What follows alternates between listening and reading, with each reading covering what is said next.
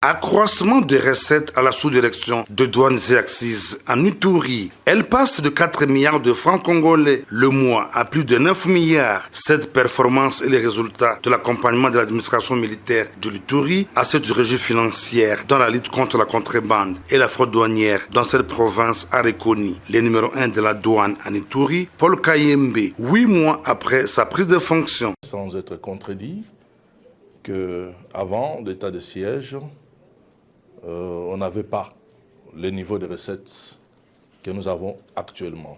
De tous les bureaux qui composent la sous-direction de l'Ituri, on pouvait réaliser mensuellement à peine 4 milliards à 5 milliards de francs donc le mois.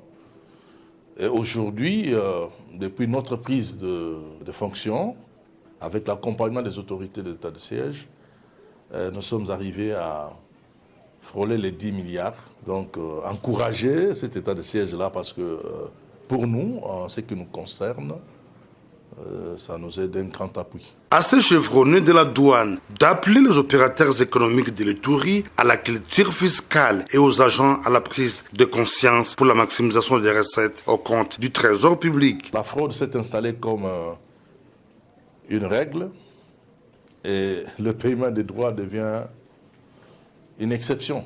Donc nous vivons dans une circonstance où la culture fiscale est la plus moindre possible et que nous nous battons pour que nous puissions relever le niveau de cette culture-là. L'Ituri étant une province où la fraude bat son plein, la directrice générale de la DGDA, Jeanne Kawanda, a dernièrement révoqué 3 agents de cette régie financière affectés au poste douanier d'Ombaï en territoire d'Aru pour détournement de deniers publics, une façon pour elle d'appliquer à la lettre la tolérance zéro prônée par le président de la République Félix Antoine Tshisekedi Tshilombo au sein des services publics de l'État. L'amélioration du traitement du personnel de la DGDA reste son cheval de bataille.